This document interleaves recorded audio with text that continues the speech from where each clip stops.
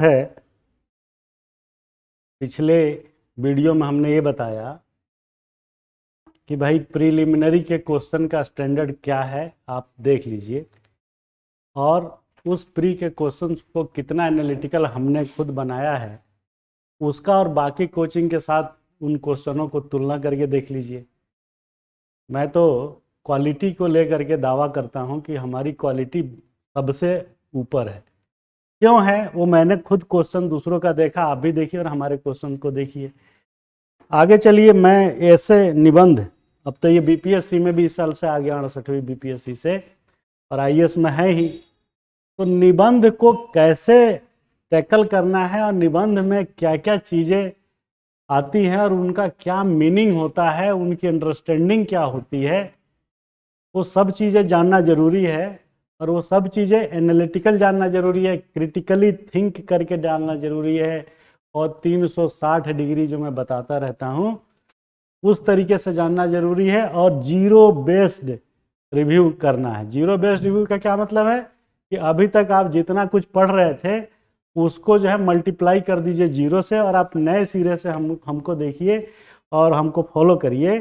क्योंकि हम ये दावा करते हैं कि 1/3 क्वेश्चंस प्री में और 2/3 क्वेश्चंस मेंस में हमारे पढ़ाए आएंगे, और ये मैं लिख के देता हूँ। तो ये बहुत बड़ी बात है, और इसलिए बड़ी बात है क्योंकि क्वेश्चंस को डिराइव करना ये मैं करता हूँ, और उसको कैसे आंसर राइटिंग करना ये मैं बताता हूँ। तो आप हमारे साथ जुड़िए। For the IAS by the IAS, that is Prisha IAS. तो ये आपको मैं नमूने के तौर पे दिखाना चाह रहा हूँ कि निबंध पे हमने जो मॉडल प्रश्न बनाए हैं, जो आपको मेंस के एग्जाम में ऐसे देते समय आप खुद कंफ्यूज होते हैं कि अरे यार ये कह क्या रहा है, उसका मीनिंग ही नहीं समझ में आता। तो मीनिंग कब समझ में आएगा? जब आप पहले से तैयारी आपकी उस तरीके से कराई गई होगी, तब समझ में आएगा। तो ये क्वेश्चन हमने बनाया है, देखिए।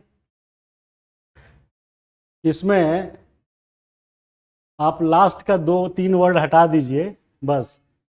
यथार्थवादी उपागमों से देखने पर ऐसा लगता है कि संसद का कार्यपालिका पर कोई प्रभावी विनियामक नहीं है, यद्यपि न्यायपालिका का है। तो उदाहरण विवेचना करें। तो अगर आप इस उदाहरण शब्द हटा दें तो ये बन गया ऐसे, और इसको आप काट दीजिए इतना, तो ये बन गया ऐसे का हेडिंग।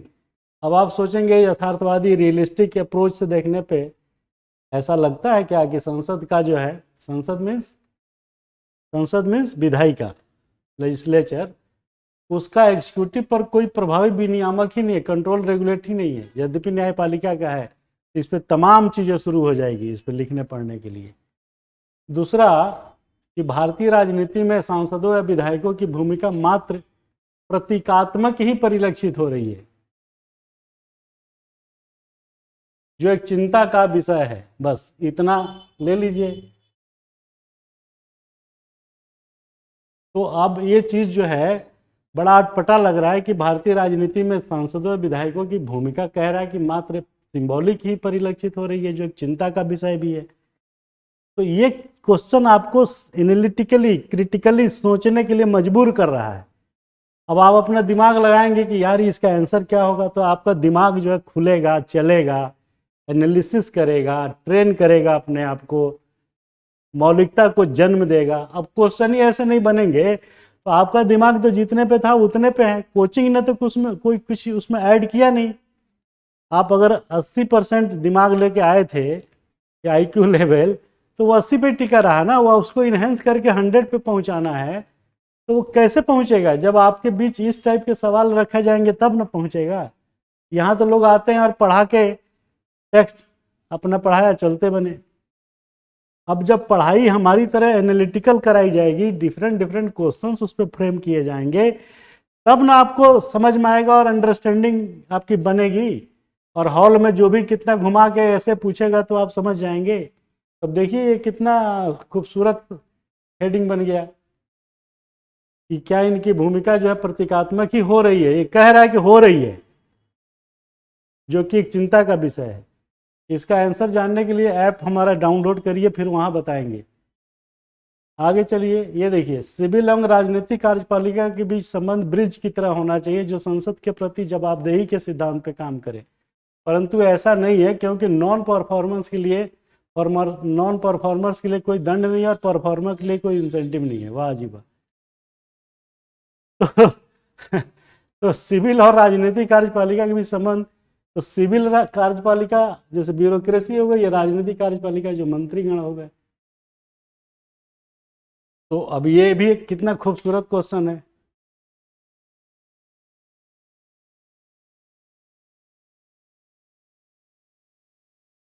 तो कहने का मतलब ये है मेरा कि इस टाइप से एनालिटिकल चीजें बताई जाएगी तब ना आपको समझ में आएगा।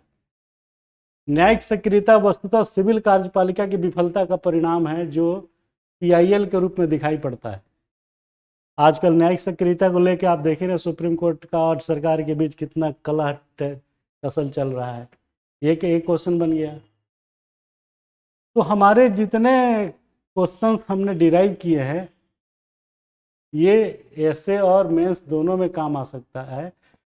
और ऐसे लिखना है तो आप समझिए कि कितना जो है खूबसूरत ये क्वेश्चंस हैं।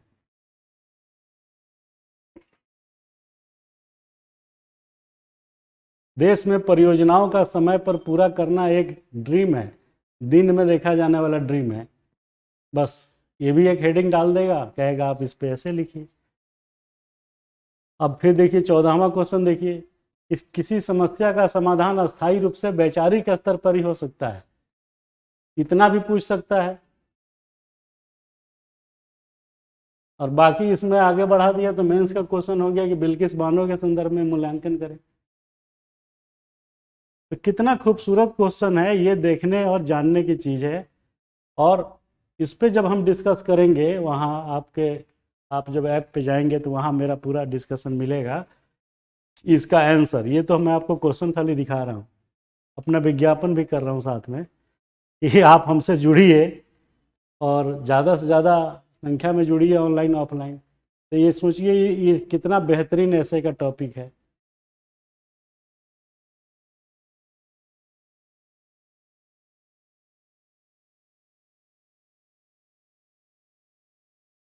प्रत्याशित लाभ के लिए किसी समुदाय के आस्था को ठेस पहुंचाने वाले लोग समाज के व्यापक स्तर पर हित संघर्ष को प्रोन्नति करते हैं।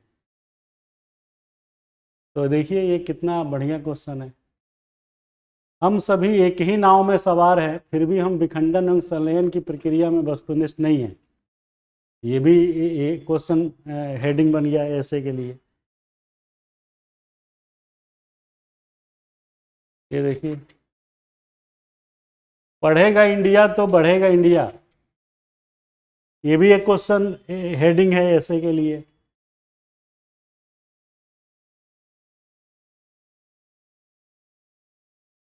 तो ये क्वेश्चंस का लेवल मैं बताना चाह रहा था खाली कि आप लेवल जो है क्वेश्चंस का देखिए कि कैसे जो है सेट किया है हमने ऐसे और मेंस के लिए। और इसका आंसर बताते हैं अपने हम ऐप पे, जब आप जाइएगा तो वहाँ इसका आंसर मिलेगा।